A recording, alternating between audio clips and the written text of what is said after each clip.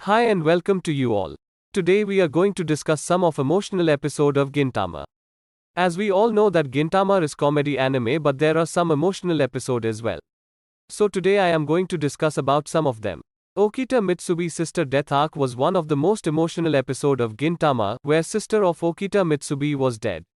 In this episode, Mitsuba, Sorgo's older sister, visits the Shinsengumi to make her engagement announcement. Mitsuba announces her engagement to a businessman who is subsequently proven to be a villain. We also learn that Mitsuba suffers from a terrible lung condition. Additionally, we learn of Mitsuba's connection with Hijikata and how he rejected her because he believed she would be better off without him. In final scene of the episode, we can see Mitsuba expressing Soga how proud she is to have him as a brother. Hijikata is seen grieving over Mitsuba's passing while eating spicy rice crackers on the hospital roof as a tribute to her favorite snack. You Made Your Buddy Cry is another emotional episode of Gintama.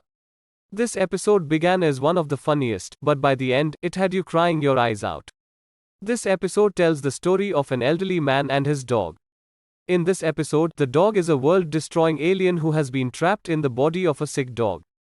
And the old man fantasizes about outliving all of his friends in order to avoid making any of them cry. As time passes and the two grow closer, neither looks forward to seeing the other go, resulting in one of the most heartbreaking roadside walks ever. This episode begins humorously but quickly becomes emotional. In this episode, Catherine gets a boyfriend and decides to flee with him. Otose, unsure of how to feel, throws Catherine out with only a bottle of liquor, not realizing that the fiancé will rob Catherine's assets and flee. Catherine, on the other hand, is unaware that Otose has given her one of the most expensive bottles in the snack house.